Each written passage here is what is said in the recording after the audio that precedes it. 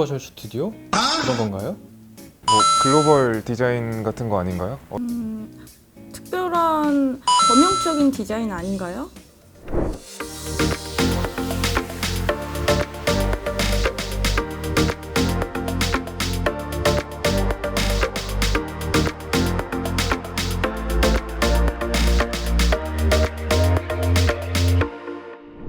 안녕하세요. SK 주식회사 CNC UX랩스에서 UX 디자인을 담당하고 있는 정마리솔 선임입니다. 네, UI 디자인을 담당하고 있는 우정화 선임입니다. 이번 영상은 2020년 HCI 컨퍼런스 그리고 사내에서는 수문고수 강연에서도 소개되었던 내용입니다.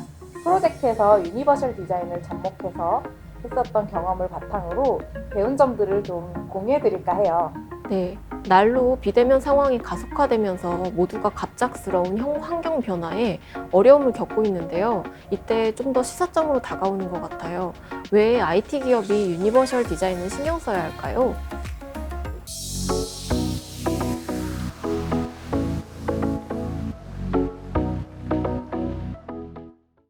비대면으로 환경이 변화하면서 모두가 툴을 실험하고 빠르게 적응해 나가면서 일상을 되찾으려고 노력하고 있죠. 이제는 고객이 쓰는 디지털 프로덕트를 만들 때에도 유니버셜 디자인을 뒤로 미룰 수가 없게 되었습니다. 비대면 사회를 살면서 동시에 적응해 나가는 중이기 때문에 지금 바로 유니버셜 디자인적 사고로 설계해야 합니다. 화면에 보이는 사례는 감각장애가 있는 학생의 의사소통권을 생각해보게 합니다. 대학생 익명 사이트에 올라와 큰 반향이 있었던 사진인데요. WHO에 따르면 4억이 넘는 청각장애 인구가 같은 고민을 하고 있다고 하네요. 불편이 없었던 사람들도 비대면에서는 소통에 어려움이 생겨서 이젠 모두의 일이라고 생각할 수 있게 된 것 같습니다. 우리는 유니버셜 디자인의 대상에게 수혜를 해준다, 공공 영역이다 라고 생각하기가 쉬운데 어쩌다 보니 인식을 전환하는 계기가 됐네요. 디지털 제품을 만드는 우리는 우리의 능력치를 평균적인 그리고 대다수의 사람이 공통적으로 가지는 능력으로 설정하곤 합니다. 그래서 그 외의 사람들은 프로덕트를 사용할 때 어려움을 겪게 되는 것이죠. 의도치 않게 많은 사람들을 배제하게 되는 것인데요. 그러면 우리는 장애를 디자인한 것이라고 봐야 하지 않을까요? 이런 언택트 시대를 살아가면서는 우리가 좀 더 유저를 설정을 할 때 좀 더 많은 사람들을 배제하지 않도록 해야 되겠어요. 이런 부분에 대해서 놓치지 않도록 유니버셜 디자인이라는 개념부터 알고 가볼까요? 유니버셜 디자인은 사용자의 나이, 아니 뭐 성별, 아니 피지컬 컨디션을 다 고려하고 범용할 수 있는 디자인이 유니버셜 디자인이라 생각합니다. 모든 계층이 사용에 어려움을 겪지 않고 편하게 사용할 수 있게 배려하는 설계가 반영된 디자인이라고 생각합니다. 유니버설 디자인은 아무에게도 고통을 주지 않는 디자인이라고 생각합니다. 이제는 영리 필드에서도 유니버셜 디자인을 무시할 수 없다고 봐요. 당연했던 것 안에 드러나지 않았지만 분명히 크고 작은 불편들이 사회에 상당히 많이 있었을 거예요. 서비스를 이용하기 위해 기꺼이 배워야 하고 감수했던 불편들이 유저별로 굉장히 달랐을 텐데 서비스를 따르다 보면 유저가 어떻게든 맞췄어야 했죠. 코로나 시대 이후에는 이런 유저들을 단순하게 대선 안 됨이 더 명확해졌습니다. 이미 기술들은 뒷받침할 수 있는 상황이 되었기 때문에 우리의 기존 유저도 새롭게 분류해 볼 수 있고 그것이 더 큰 임팩트를 창출하겠다는 가능성을 짐작하게 합니다.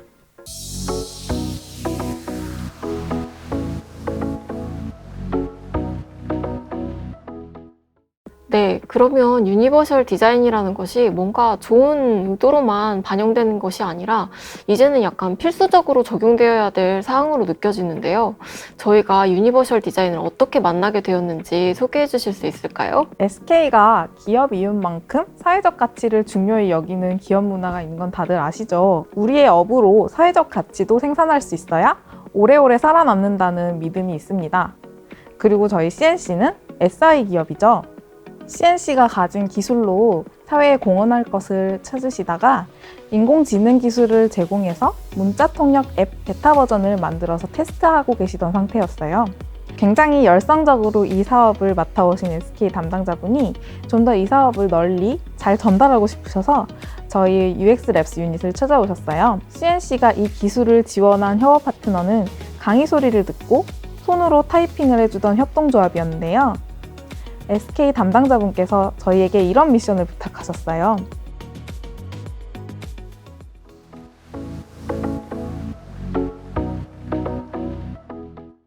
간접 사용자 인터뷰를 했을 때 번역이 이제 언어가 형성되는 아동 청소년기에 되게 절실하다는 현장 목소리를 많이 들었어요.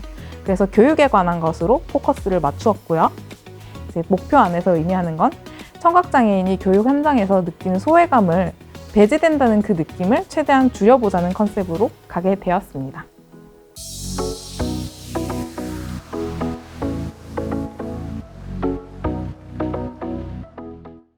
UX 디자이너로서 처음에 유니버셜 디자인의 신체적 상황에 처한 다양한 유저들을 어떻게 정의하고 문제를 어떻게 설정해야 될지 좀 막막하고 어려웠을 것 같은데요.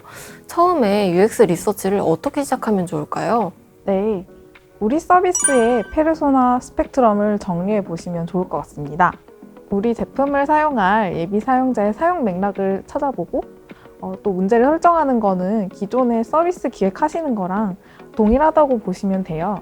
그런데 이제 저희 프로젝트에서는 이제 기존 문자 통역을 사용하셨던 경험, 아예 그런 경험이 없으시다고 하면 다른 통역 수단에서 겪었던 페인 포인트, 그리고 그걸 넘어서 좀 미지의 니즈를 추가적으로 알 수 있기를 기대를 했었어요. 그랬을 때 우리 서비스의 페르소나 스펙트럼을 기초로 어떤 문제를 해결해 줘야 하는지 정의를 할 수 있었습니다. 저는 맨 처음 관계인 인터뷰에서 몇 가지 정보의 단편들을 얻었었어요.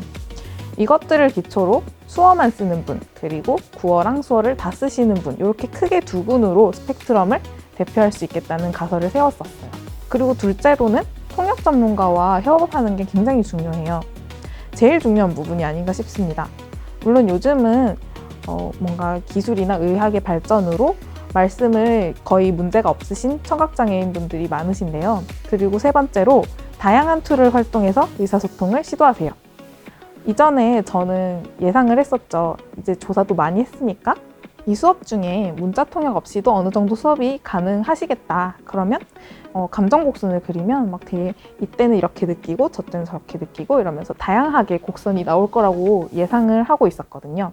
근데 그거를 직접 그려보시게 했더니 굉장히 이제 말이 빠르게 시작되자마자 곡선이 축 꺼져서 거의 직선을 그리는 거예요. 생각보다도 더 이렇게 빠르게 말이 오가는 수업 현장에서 더 부담을 많이 느끼고 계셨던 거죠. 그래서 감정 곡선을 또 직접 그려보게 했던 시도가 괜찮았다고 생각이 들고요. 그런 식으로 좀 프로젝트에 맞게 다양한 툴들을 좀 이용해 보시면 더 근접하게 그런 문제 상황에 대해서 접근을 할 수 있을 것 같습니다.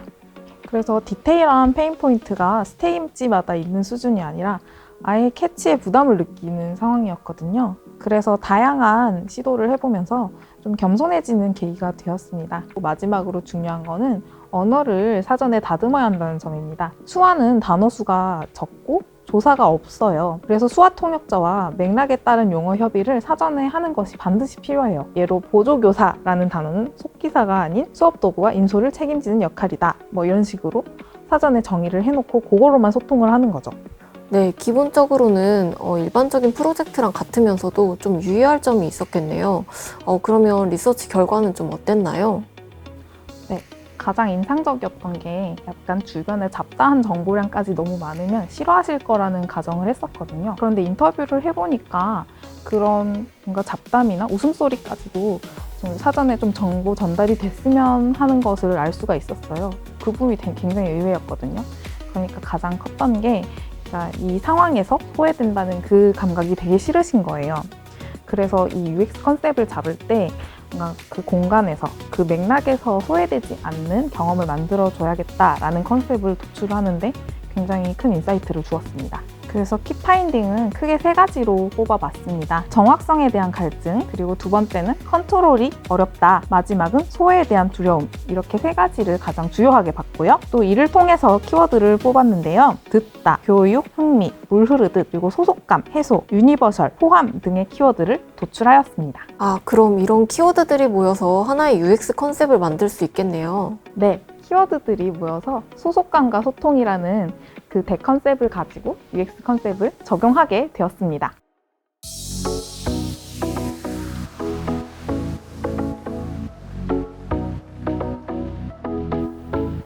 그러면 유니버셜 디자인 관점에서 우리 UI 디자인을 하실 때 적용해 볼 수 있는 접근성 지침 같은 걸 좀 소개해 주실 수 있을까요? 실제적으로 화면에 적용할 만한 지침을 잠깐 소개해 드리자면 국제 웹 표준 개발 기구인 W3C라는 컨소시엄에서 제공하는 가이드가 있는데요. 그 가이드라인 내에는 디자이너가 적용해야 될 많은 지침들 뿐만 아니라 기획자, 개발자들을 위한 많은 지침들을 제공하고 있어요. 접근성을 높이기 위해서는 다양한 관계자들이 함께 만들어가야 된다는 것을 느낄 수 있었는데요. 본 서비스 경우에는 STT 기술을 사용하기 때문에 텍스트가 시각적으로 잘 보여지는 시인성을 약간 주로 체크하게 되었는데요. 그런 시인성을 중심으로 다음과 같이 좀 내용을 추려서 검토 항목을 만들어 봤습니다. 시인성을 검토하는 것으로는 명도의 대비를 검토하는 것이 가장 중요한데요. 이는 색상 구분이 어려운 이렇게 색 약자에게도 명도의 대비를 통해서 내용에 대한 인지가 가능해지기 때문입니다. 가이드에서는 그 명도 대비 기준을 4.5 이상이라고 명시하고 있는데요. 기존 텍스트가 14에서 18포인트 이상이 되어야 된다고 권고하고 있고요. 그리고 해당 텍스트가 메인 텍스트가 아닌 보조적인 역할의 텍스트일 경우에는 3대1 정도로 이상으로 이제 제공이 되어야 된다고 합니다. 그럼 체크해야 될 게 상당히 많겠네요. 어떻게 하셨나요? 우리가 육안으로 봤을 때 좀 잘 안 보이는 것 같다, 좀 모호한데 이런 부분들에 대해서 좀 주관적인 얘기를 하지 않고 정확한 이런 도구를 사용해서 데이터로서 검토하는 용도로 사용될 수 있을 것 같습니다. 그래서 실제로 이 도구를 통해서 저희가 디자인한 이런 화면들을 검토해 봤는데요. 이렇게 화면을 보시면 초록색으로 보여지는 부분들은 기준을 충족한 것이고, 빨간색으로 보이는 부분들은 시인성이 낮아서 개선이 필요한 부분이라고 할 수 있습니다. 그리고 시인성만 검토하는 것이 아니라 STT 기술이라는 것이 글자가 인식되는 중에도 변화하는 상태를 표현해야 하거든요. 이를 프로토타이핑으로 구현해 보면서 움직임에 대해서도 구체적으로 만들어가 봤는데요. 처음에는 인식되는 부분에 깜빡거리는 상자를 적용해 봤는데 약간 지나친 깜빡거림에 대한 가이드가 있어서 이 부분을 인식 중인 텍스트는 약간 흐리게 표현하는 방법을 택했습니다. 이 과정에서 실제 STT 기술을 재현해보는 프로토타이핑이 되게 큰 도움이 되었어요. 이렇게 접근성을 높이면서 장애가 없는 사람들에게도 정보가 그리고 훨씬 명확하게 전달되는 것을 알 수 있었고요. 그리고 이런 접근성을 높이기 위해서는 어떤 시각적인 부분뿐만 아니라 정책이나 대체 정보, 컨트롤에 대한 부분도 굉장히 많아서 제품의 초기 설계 단계부터 고려하는 것이 좀 중요한 사항이라고 생각이 듭니다.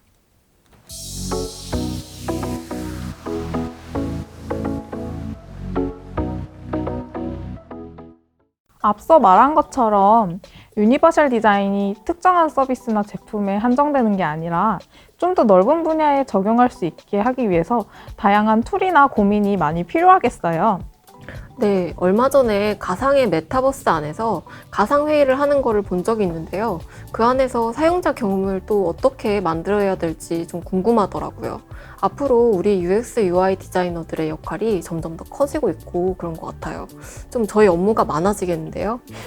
네, 맞습니다. 화면 안에서의 인터페이스 제공이 다가 아니라 전반적인 경험을 설계하는 데 있어서 UX, UI 디자이너들의 어깨가 무거워지고 있는데요. 공부도 많이 해야 되고요. 사람에 대한 깊은 공감과 이해를 바탕으로 BT 기술에 대한 이해, 그리고 사회 현상에 대한 이해를 통해서 누구나 누릴 수 있는 보편적인 디자인을 제공해야 하는 의무가 있다고 생각이 듭니다.